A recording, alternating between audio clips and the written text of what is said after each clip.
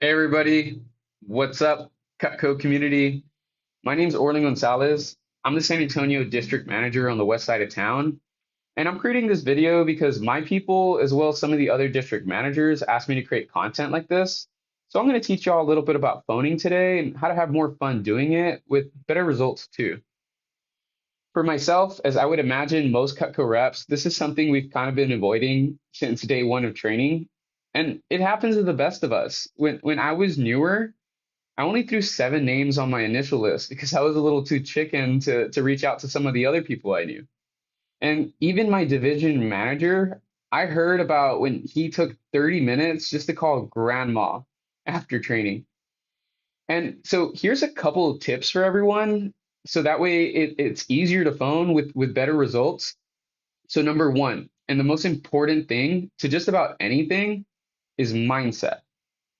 And I understand just as well as the next guy that phoning may not be as fun as your actual demos, but can we make it a little more fun? Can you sell one of your Cutco buddies on doing their job with you? Not just for their benefit, but for yours and your team's benefit.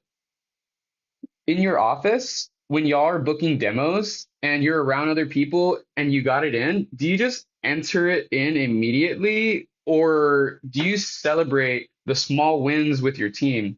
Because that's what successful people do. And in my old office, we used to have this easy button that we would just smash the easy button whenever we got a demo. And in my current office, we shout money when we're booking demos.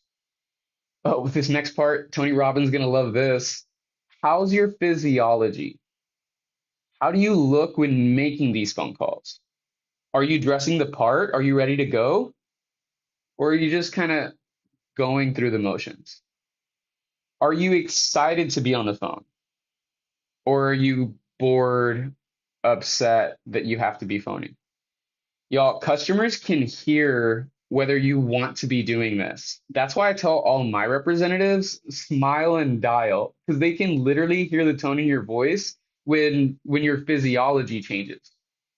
And everyone knows this. This is a results-based business. And so the more you phone, the more you earn here, but still a lot of us avoid it. Josh Mueller, my old mentor, told me that this is a little ATM machine. And think about this, everyone. What if you could see a direct correlation between every phone number you dialed and the cents in your bank account going up in real time? How much would you phone then? Probably a lot more than you are now. And so the second thing is, are you using your scripts? Remember, the way that we do things here is first memorize, then personalize, then you can internalize it in that order. And too many new reps, they're trying to reinvent the wheel because for whatever reason, not everyone believes that the script works. And these people, by trying to reinvent the wheel, they start to show their career sales while doing it. Even the best of the best, the Josh Muellers, the Patton Signs, the Dante Reynolds, they're using scripts to this day. The third tip, be memorable and have fun doing it. So maybe Mrs. Jones isn't at fault. Maybe your appointments are falling through because she just didn't remember you.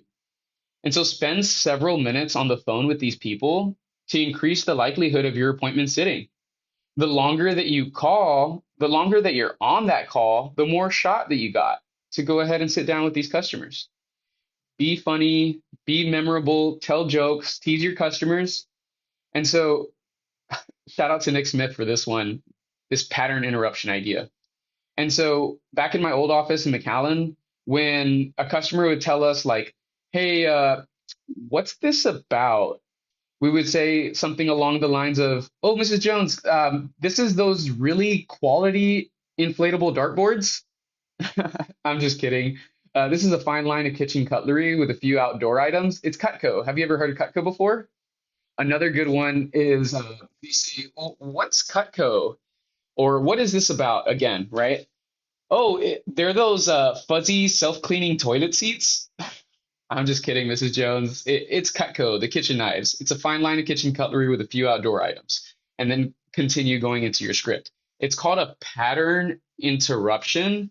It's to kind of get the customer to think in left field while you're able to go ahead and get back on your script. The fourth thing is, why should they do it now? Create urgency. And so a lot of you guys are in your SC2 push competition, and that's a perfect reason on why they should see you now. Also, learn to handle objections. So one that we've been getting recently here on the west side of San Antonio is, I've already seen a Cutco demo, or I already have Cutco demo. And you got to think to yourself, like, am I the person who gets deflated when somebody says they already have Cutco, or am I excited because I understand that Cutco owners love Cutco? So when a Cutco owner says they already have it, just say something along the lines of, "Oh my gosh, that's awesome. How are you loving your Cutco?" Be assumptive, because 9 out of 10 customers really do love their Cutco. Here's another good one. Hey, do you remember who that other Cutco rep was? 9 times out of 10, they're going to say no unless they work with a professional, a Cutco sales professional.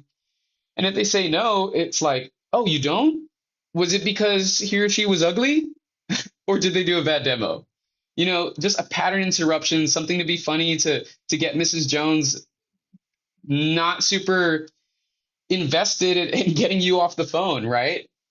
And here's another good one that I like to use, but y'all should really only say this unless you have conviction and you mean it. So if Mrs. Jones says that she already saw a Cutco demo, I say something along the lines of, "Yeah, Mrs. Jones, I know you've seen the demo before, but this one's different. Trust me, I'm a professional." And so here's the fifth tip. Have a goal, a real goal, so that way customers can be a part of something bigger than themselves. Do you have a goal before starting phone time of how many calls you want to make and how many you would like to book? Don't be afraid to share this goal and handle objections to get there. So, customer tells you something like, "Orly, can I call you back?"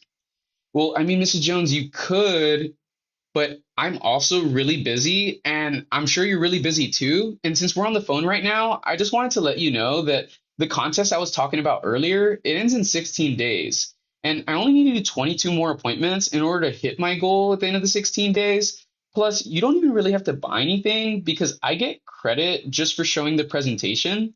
And I get paid based off of spreading product awareness. And we can make this really simple and easy for you.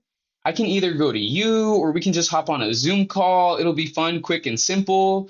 And so, does this time or does this time work better for you? And the last thing, probably, no, they're all important. Here's the last thing, the firm up.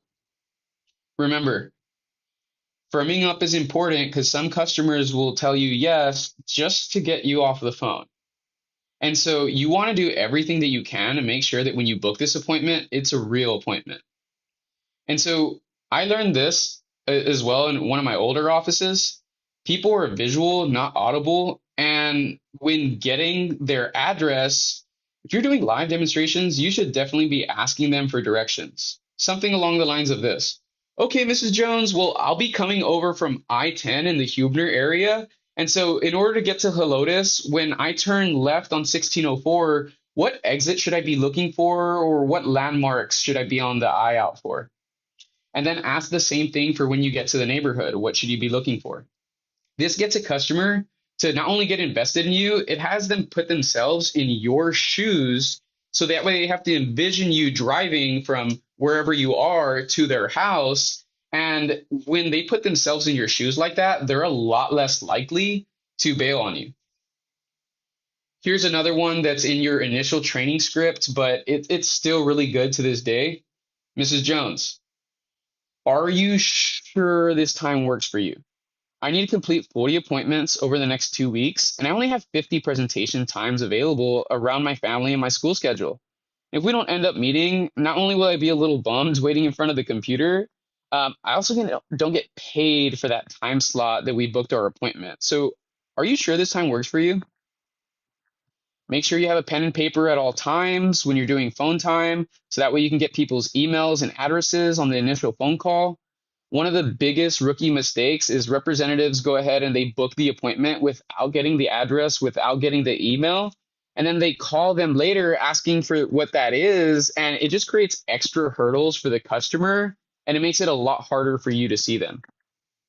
Lastly, if a customer agrees to an appointment and you can feel it's kind of wishy-washy, like this person just really doesn't know how to say no, you can say, you can, I mean, they'll tell you something like this: call me to remind me of the appointment.